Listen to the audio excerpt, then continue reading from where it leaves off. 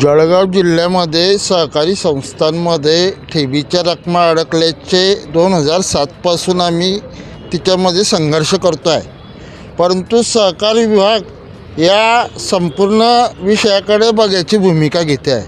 वास्तविक नियंत्रण हे सहकारी विभागाचं आहे. कायदा सहकार कायदा आहे त्याच्यासाठी वेगळा आणि त्या संदर्भामध्ये कारवाई न करता वसुली प्रचंड होत असतानासुद्धा या रकमा या कर्ज मॅचिंगच्या माध्यमातून करण्यात येत आहे आणि कर्ज मॅचिंगच्या माध्यमातून जवळपास 2 ते 2.5 हजार कोटीचा भ्रष्टाचार या संपूर्ण जिल्ह्यामध्ये झालेला आहे. ज्येष्ठ नागरिक जे आहेत ते या संपूर्ण रकमा मिळण्याच्या आशेने आजपर्यंत जवळपास 850 ज्येष्ठ नागरिकांचा मृत्यू झालेला आहे. तरी शासनाने या विषयाची दखल घेतलेली नाही आहे. पतसंस्था चालक हे गडगंज संपत्ती कमवून मोठे होत आहेत आणि ठेवीदारांना मात्र ते उपाशी ठेवत आहे.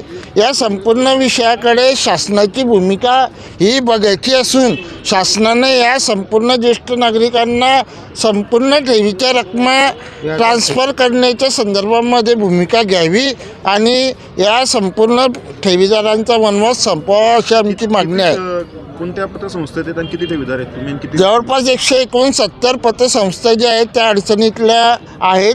सुरुवातीला 2007मध्ये ही आकडेवारी जी आहे ती 40 होती, ती 169वर कशी काय पोहोचली आणि त्यामध्ये जिल्ह्यातील सहकारी पतसंस्था ज्या जागांवर रजिस्ट्रेशन झालेल्या होत्या त्या जागांवरून त्या गायब आहेत. 80% पतसंस्थांची कार्यालय हे सापडत नाही आहे आणि हे ठेवीदार जे आहेत 15 वर्षापासून संघर्ष करत आहेत. तरी शासन या संपूर्ण विषयाकडे बघायची भूमिका घेते आहे.